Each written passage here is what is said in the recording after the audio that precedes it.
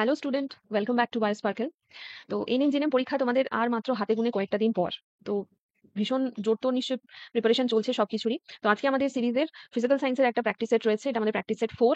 তোমরা যারা এখনো আগের প্র্যাকটিস সেটগুলো দেখোনি অবশ্যই আগেরগুলো দেখে নিও, অবশ্যই তোমাদের জন্য হেল্পফুল হবে।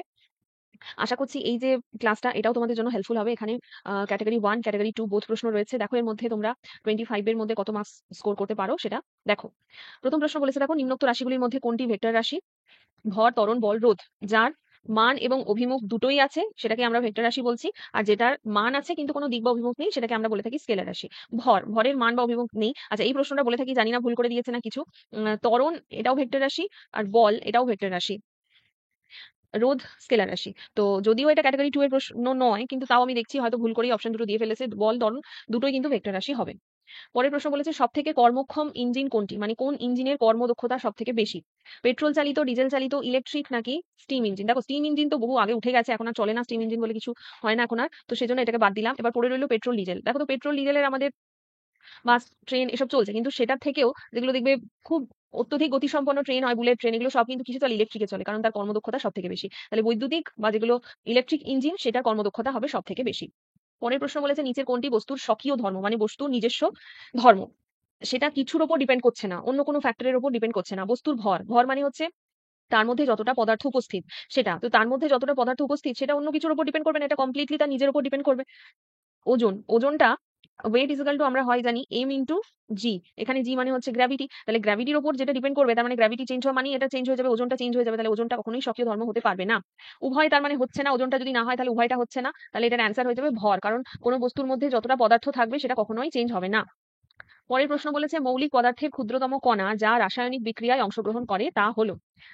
কোন কণা রাসায়নিক বিক্রিয়ায় অংশগ্রহণ করে? মৌলিক পদার্থের সব থেকে ক্ষুদ্রতম কণা হচ্ছে পরমাণু, এবং এটাই রাসায়নিক বিক্রিয়ায় অংশগ্রহণ করে। ঠিক আছে।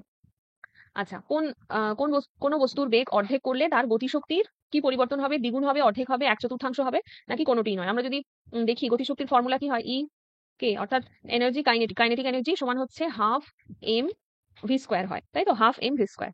তা এবার আরেকটা তার গতিশক্তি সেকেন্ড টাইম কি করতে বলেছে? বেগ অর্ধেক করতে বলেছে। তাহলে এমন একটা গতিশক্তি, এটা আমি 1 ধরছি, যেটা বেগ অর্ধেক হয়ে গেছে হাফ এম, ভিটা হয়ে যাচ্ছে ভি/2 তার স্কোয়ার।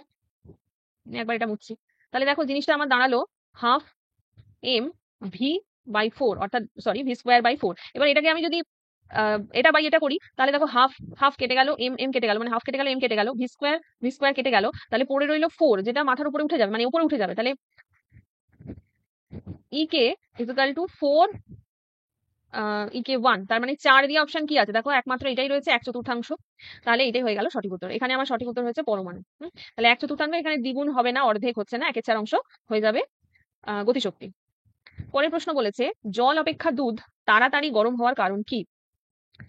জল অপেক্ষা দুধ তাড়াতাড়ি গরম হওয়ার কারণ কি? এই রকম যদি প্রশ্ন বলে, বা যদি বলে যে ওই আরেকটা প্রশ্ন হয়, দেখবে যে যেখানে আমরা সেক নিই, গরম সেক নেওয়ার জায়গাতে আমরা জল কেন ব্যবহার করি, অন্যান্য তরল কেন ব্যবহার করি না? তো এইগুলোর সব মানে এটার পিছনে দাঁড়িয়ে আছে হচ্ছে আপেক্ষিক তাপ। ঠিক আছে, এবার আপেক্ষিক তাপ দুটোতেই রয়েছে, কার আপেক্ষিক তাপ বেশি কার কম সেটা আগে জানতে হবে। অপশন এতে বলেছে জলের আপেক্ষিক তাপ বেশি দুধের কম, অপশন বিতে বলেছে দুধের আপেক্ষিক তাপ বেশি জলের কম।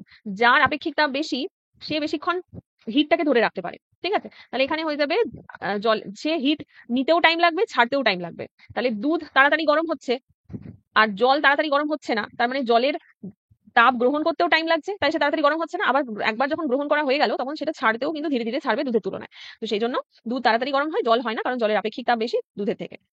পরের প্রশ্ন বলেছে, শব্দের গুণ নির্ধারিত হয় কার দ্বারা? নিচের কোন মানে প্যারামিটার দ্বারা শব্দের যে গুণ সেটা নির্ধারিত হয়?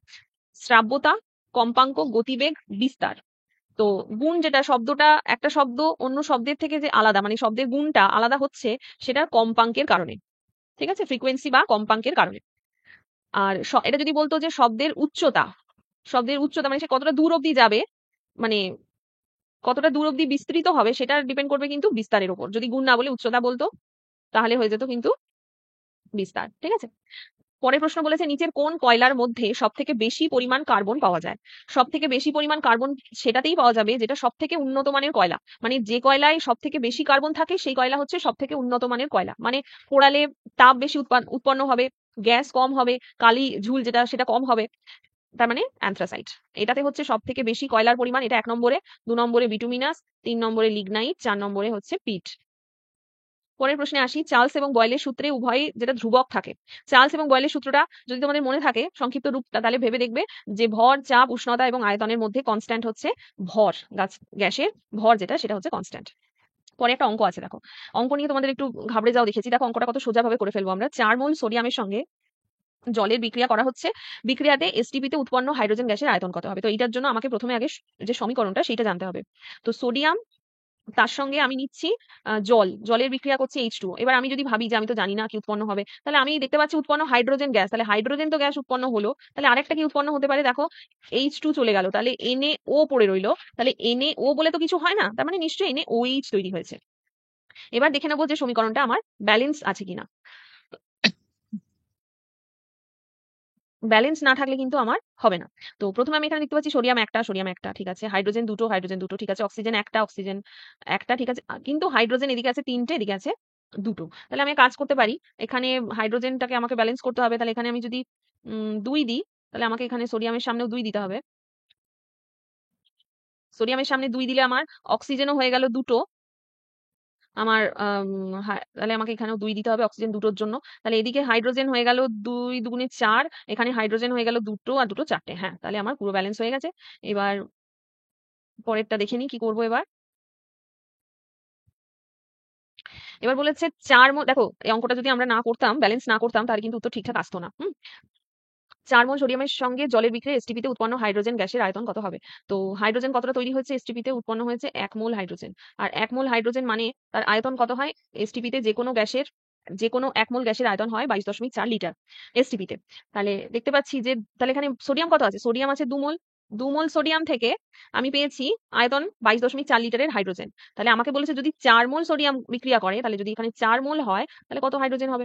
তাহলে দেখো খুব সোজাভাবে আমি যদি করি, একদম আমি কোনো ক্যালকুলেশন না, 2টা এখানে 4 হয়েছে, 2 গুণ হয়েছে, তাহলে এর সঙ্গে 2 গুণ হবে, তাহলে 22.4 এর সাথে 2 গুণ করলে 44.8, অর্থাৎ অপশনে বি, অপশন বি। কাটাকাটি এদিক ওদিক অনেক কিছু করবার টাইম পাবে পরীক্ষায়, যদি পাও করবে, নাহলে মুখে মুখে, অবশ্যই মুখে মুখে করে দেবে।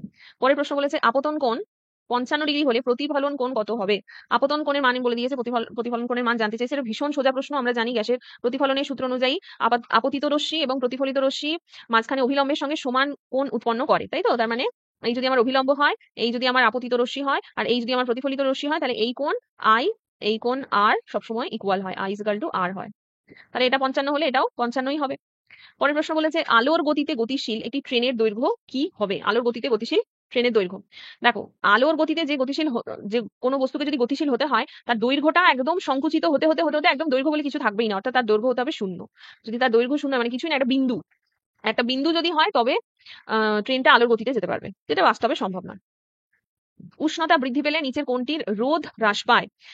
তামা, লোহা, সিলিকন, পারদ। দেখো তামা, এটাকে যদি আমি উষ্ণতা বৃদ্ধি পাওয়াই, মানে তামার যদি উষ্ণতা বৃদ্ধি করি, তাহলে এটা রোধ হ্রাস পাবে না, লোহাও পাবে না। একমাত্র এদের মধ্যে একটাই রয়েছে যেটা হচ্ছে অর্ধপরিবাহী, একমাত্র আছে সিলিকন। অর্ধপরিবাহীদের উষ্ণতা বৃদ্ধি পেলে রোধ হ্রাস পায়, ঠিক আছে, পারদও হবে না। পরের প্রশ্ন বলেছে এক্স রশ্মির তরঙ্গ দৈর্ঘ্য কত অর্ডারের, অর্থাৎ অর্ডার এককে আমাকে বার করতে হবে, মানে হচ্ছে অ্যাংস্ট্রম এককে, সেটা হচ্ছে 1 অ্যাংস্ট্রম, ঠিক আছে।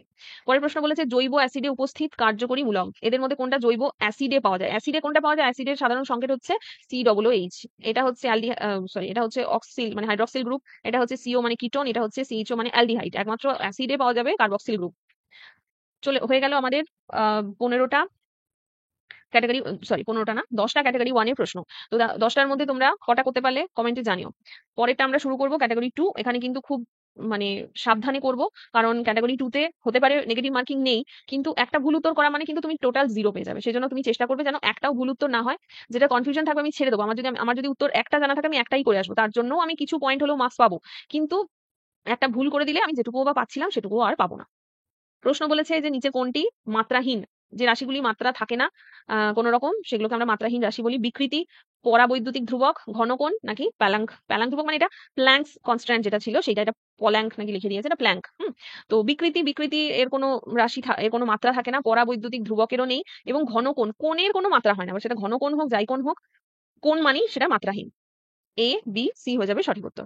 পরেরটা বলেছে বৃত্তীয় গতির জন্য নিচের কোন সমীকরণটি বা গুলি সঠিক? বৃত্তীয় গতির জন্য নিচের কোন সমীকরণটি সঠিক? এটা হচ্ছে বৃত্তীয় গতি মানে যে কোনো চাকা বা কিছু, এর যে গতি, যেমন আমরা যখন একটা বিন্দু থেকে অন্য বিন্দুতে যাই, এটা হচ্ছে রৈখিক বেগ, ঠিক আছে? বা এখানে যে বেগটা থাকে বা গতিটা থাকে, এটা হচ্ছে রৈখিক গতি। আর এইটাই যখন একটা মানে গোল আকারে কিছু থাকবে এবং সেটার একটা রেডিয়াস থাকবে এবং সেই তার অ্যারাউন্ডে যখন ঘূর্ণন হবে, এটাকে আমরা বলি বৃত্তীয় গতি। এবং বৃত্তীয় গতির ক্ষেত্রে এটা ডাব্লু না, এটা কিন্তু মনে রাখবে ওমেগা, ঠিক আছে? ওমেগাটা তো লেখা সম্ভব নয় বলে এটা মনে হচ্ছে ডাব্লু, কিন্তু এখানে এটা মনে রাখবে যে এটা হয় ওমেগা, ঠিক আছে? V is equal to omega into R, মানে V vector is equal to omega vector into R vector. এটা কারেক্ট। এবং তার সঙ্গে যেটা কারেক্ট সেটা হচ্ছে অ্যাক্সিলারেশন। কারণ দেখো, আমি একটা বিন্দু থেকে অন্য বিন্দুতে যাচ্ছি, তার মানে আমার বেগের পরিবর্তন হচ্ছে, আর বেগের পরিবর্তন হওয়া মানেই হচ্ছে সেখানে ত্বরণের ব্যাপার আসে। তাহলে তো acceleration is equal to alpha into R, মানে alpha vector into R vector, এই দুটো হবে সঠিক উত্তর। পরের প্রশ্ন দেখো, বলেছে একটি বস্তুকে একটি ভরহীন ধাতব তারের সাহায্যে ঝোলানো আছে। মানে এই ধরো একটা জিনিস, এইখানে ভরহীন একটা ধাতব কিছুর সঙ্গে একটা বস্তুকে ঝোলানো আছে। এবার এটি যদি দোলকের মতো দোলানো হয়, অর্থাৎ একবার এটাকে একবার এদিক থেকে এইদিকে যাচ্ছে, একবার এদিক থেকে এইদিকে যাচ্ছে, এরকম করে যদি দুলছে, একবার এদিক থেকে এদিকে যাচ্ছে, আবার ফেরত আসছে, আবার এদিকে যাচ্ছে, আবার ফেরত আসছে, এদিকে যাচ্ছে, ফেরত আসছে, এইভাবে সে যদি দোলে, তাহলে কি বলেছে যে ফার্স্ট অপশন, যখন ভর প্রান্তবিন্দুতে থাকে, মানে ভরটি যখন এই এই শেষ এখানে চলে আসে বা এখানে চলে আসে, তখন পীড়ন সর্বোচ্চ। পীড়ন মানে হচ্ছে টান, অর্থাৎ এই তারটার মধ্যে যে টান সেটা সর্বোচ্চ হবে। এটা বলেছে। দ্বিতীয়, যখন ভরটি সাম্যাবস্থানে থাকে, অর্থাৎ না বেশি এদিকে না বেশি এদিকে, এই যখন থাকে তখন পীড়ন সর্বোচ্চ হবে। মনে রাখবে যে পীড়ন সর্বোচ্চ হয় সাম্যাবস্থানে, তার মানে এটা কারেক্ট আছে। নেক্সট বলেছে যে সর্বদাই পীড়ন সমান থাকে না, পীড়নটা সর্বদা সমান হবে না। বলেছে প্রসারণ সর্বোচ্চ হয় যখন ভারটি সাম্যাবস্থানে থাকে। প্রসারণ মানে আমি বললাম পীড়ন, মানে এই পয়েন্টের মধ্যে তফাৎ কিছু নেই, শুধু একটু ভাষাটা পাল্টে দিয়েছে, বাদ বাকি সব সেম। তাহলে অপশন এটাও হবে, প্রসারণ সর্বোচ্চ হবে যখন সাম্যাবস্থানে থাকবে, অর্থাৎ মিডিল বরাবর যখন থাকবে তখনই কিন্তু তার প্রসারণ বা পীড়ন যেটা সেটা হাইয়েস্ট হবে। পরের প্রশ্ন বলেছে দেখো, এটাও আবার একটু অঙ্কের মতোই, তুমি ভাবতে পারো এটা। 35.5 গ্রাম ক্লোরিনে কি কি আছে? এক বলেছে 6.022 ইন্টু 10⁻23 সংখ্যক পরমাণু বর্তমান, মানে অ্যাভোগাড্রো সংখ্যক পরমাণু বর্তমান আছে বলেছে। এইটা অ্যাভোগাড্রো সংখ্যক অণু বর্তমান আছে বলেছে। এসটিপিতে আয়তন 11.2 লিটার বলেছে, আর 1 গ্রাম পরমাণু ক্লোরিন আছে এটা বলেছে। তা 35.5 গ্রাম ক্লোরিন, মানে ক্লোরিন মানে কি হয়? ক্লোরিন Cl2 এর সাধারণ সংকেত। তাহলে ক্লোরিন মানে হচ্ছে ক্লোরিনের একটা অণুতে থাকে 35.5 গ্রাম, তাহলে দুটো অণুতে কি থাকবে? 35.5 ইন্টু এটাকে 2 করে দিই যদি, 35 দুগুণে 70, 71 এত গ্রাম। এর আণবিক ভর হয়ে গেল 71।